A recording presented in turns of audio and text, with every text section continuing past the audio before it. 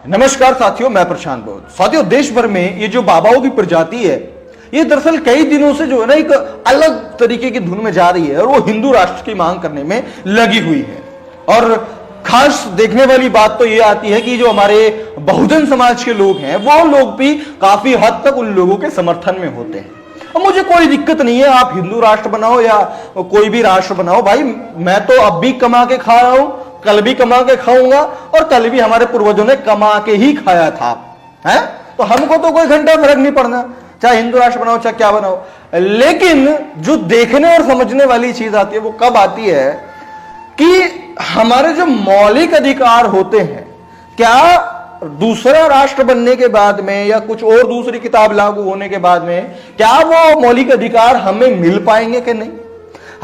मैंने ये बोला ना अभी कि मैंने कमा के आज भी खाना है, मेरे को कल भी कमा के ही खाना है, तो क्या कल को मुझे कमाने का भी अधिकार रहेगा कि नहीं?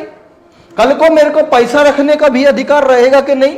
सवाल यहां पे उठता है। और इस सवाल को ज्यादा मजबूती पता है कब मिल जाती है? जब हम ऐसी पोस्ट देखते हैं, ब्राह्मणों ने कहा आरक्षणाय स्वाहा, यानी कि जो बहुजन समाज के लोगों को, जो SC ST OBC को डॉक्टर भीमराव अंबेडकर जी ने रिजर्वेशन दिया ताकि इन लोगों की जो भागीदारी है वो भी हर पदों में, सरकारी पदों में होनी चाहिए। अब अगर कुछ लोगों की होने लगी, अभी तो कुछ भी नहीं लगे, संख्या के अनुपात से अभी तो कुछ भी नहीं लगे, लेकिन जो कुछ ही लगे उनसे इनको प्रॉब्लम होने लगी और अभी से क्या कहने लगे? आरक्षणाय भस्वाहा। ठीक है जी। उसके बाद में आती है एक और अगली खबर, पंचायत का फैसला, गांव के यज्ञ में शामिल नहीं हो सकते अनुसूचित जाति के लोग।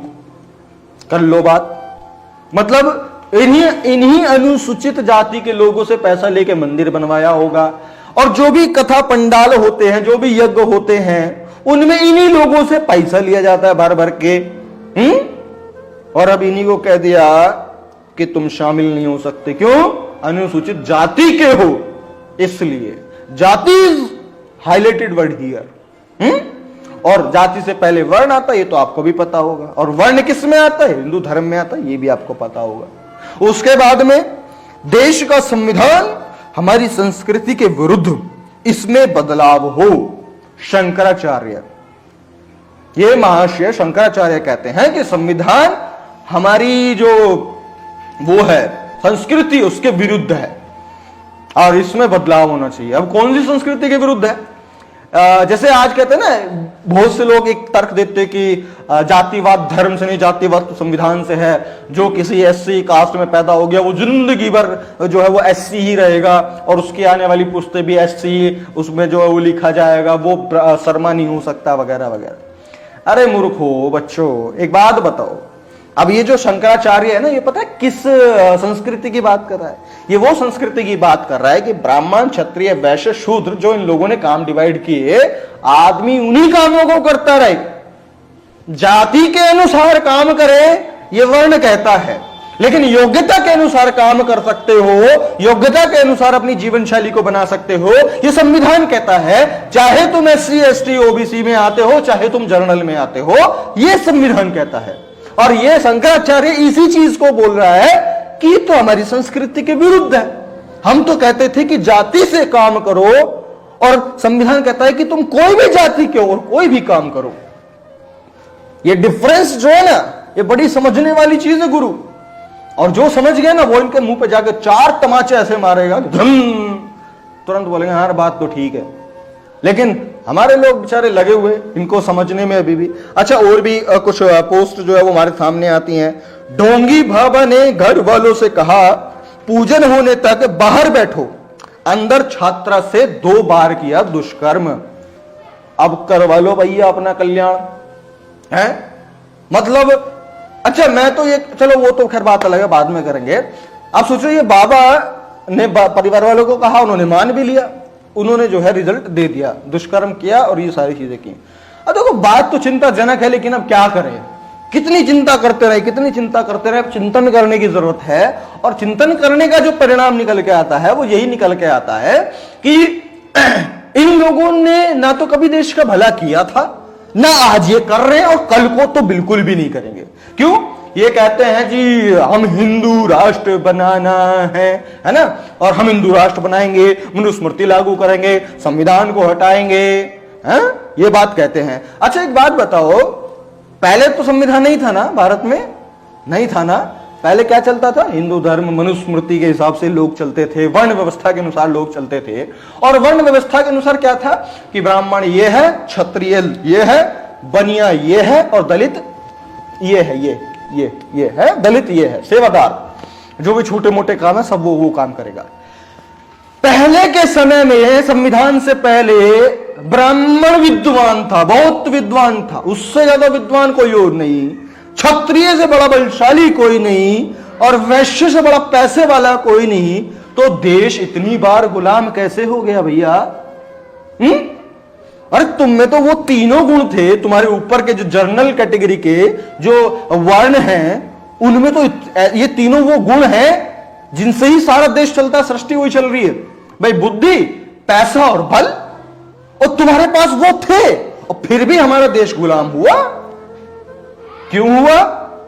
और अगर तुम कहते हो कि जी हमको कल को हिंदू राष्ट्र बनाना है, संविधान को खत्म करना, कल को हिंदू राष्ट्र बनाना है, तो फिर तुम वर्ण व्यवस्था के साथ चलोगे और फिर तुम रहोगे।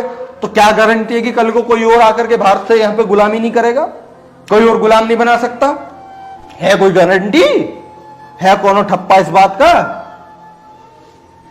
नहीं है। तो भैया क्यों अपना टाइम वेस्ट करने में लग रहे हो? क्यों लोगों को भड़काने लग रहे हो? है संविधान कौन सा तुम्हारी रोटी छीन रहा है? अरे 2 टाइम की रोटी खाओ, सुकून से आराम से रहो, घर परिवार बच्चे बाल पालो, बच्चों को छोड़ छोड़ कर जंगलों में जाकर बस कर लोगों को भड़काने का काम करने लग रहे हो। इससे कोई फायदा है क्या? वही चीज है भाई, सुख शांति से रहो और रहने दो। लेकिन नहीं, इनको भी अलग चूल्हे। क्यों चूल्हे? कि लोग पैसा दे ही देते हैं, मौज मार ही रहे हैं, विदेश यात्रा करते हैं, अपना लड़कियों का सब व्यवस्था होती है। तो फिर अब टेंशन ही किस बात की? अब तो थाली है, अब तो दिमाग मारो, अब तो इन लोगों को कैसे गुलाम बना के रखना है ताकि हम मजे ले पाए, इसकी व्यवस्था को बनाए रखो, है ना। जो राजा प्रजा वाली जो सिनेरियो होता था कि भाई जब तक प्रजा बेवकूफ है तब तक ही तो राजा समझदार है, जिस दिन प्रजा समझदार हो गई तो राजा की जरूरत ही नहीं रहेगी। तो ये वाली चीज होती है। तो ये लोग अपनी व्यवस्था बनाने में लगे हुए हैं और आगे बनाने की पूरी प्लानिंग है। और मैं बस अपने देश के लोगों से एक बात कहना चाहता हूं कि भैया ये जो बाबा लोग हैं ना, है चाहे वो कोई भी बाबा हो, मैं नाम किसी का नहीं लूंगा, ये बहुत बड़े जाहिल मैं इनको बोलता हूं, है ना। ये आपको ऐसी ऐसी बातें बताएंगे, आपको ऐसे ऐसे इल्यूजन में डालेंगे, ऐसी ऐसी कहानियां आपको बताएंगे जिसका वास्तविकता से दूर दूर तक कोई लेना देना नहीं होता। लेकिन अपने लोगों को ये लोग डाल के रखते हैं। तो मेरा निवेदन बस यही है कि इनकी इन कहानियों से, इनके इन इल्यूजनों से दूर हो जाइए। और जब तक आप इनसे जुड़े रहेंगे, ये लोग मजबूत हैं, ताकतवर हैं, जो चाहे वो कर सकते हैं, देश में बदलाव ला सकते हैं। और बदलाव कौन सा? जो आप ही के विपरीत होगा, आपके मौलिक अधिकारों के विपरीत होगा, ये वो बदलाव ला सकते हैं। तो अगर आप चाहते हैं कि सुख शांति से अगर आप खाते कमाते रहें, खुद खुश रहें, दूसरों को खुश रहने दें, तो भैया संविधान जरूरी है। और जो फिलहाल भारत का संविधान है, ये वन ऑफ द बेस्ट संविधान है। इसको लागू करने वाले लोग अच्छे नहीं हैं। अंततः संविधान का जो रिजल्ट है वो बेकार दिखाई दे रहा है। तो इसीलिए संविधान को चलाने वाले लोगों को बेहतर करने की जरूरत है।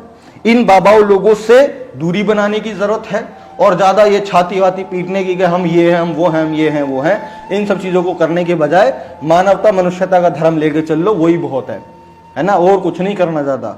तो बस अगर आप मेरी बात समझे हैं, आप चाहते हैं कि ये बात आगे लोगों तक पहुंचनी चाहिए, तो प्लीज इस वीडियो को शेयर कीजिए। और हमारा सपोर्ट करने के लिए आपको वीडियो के नीचे सब्सक्राइब नाउ का बटन दिख रहा होगा, आप इसे सब्सक्राइब करके हमारे पेज का सपोर्ट कर सकते हैं ताकि वो वीडियोस आगे बढ़ाने में हमारी मदद कर सके। तो ठीक है साथियों, मैं प्रशांत बोध मिलता हूं आपसे अगली वीडियो में। तब तक के लिए बहुत बहुत शुक्रिया।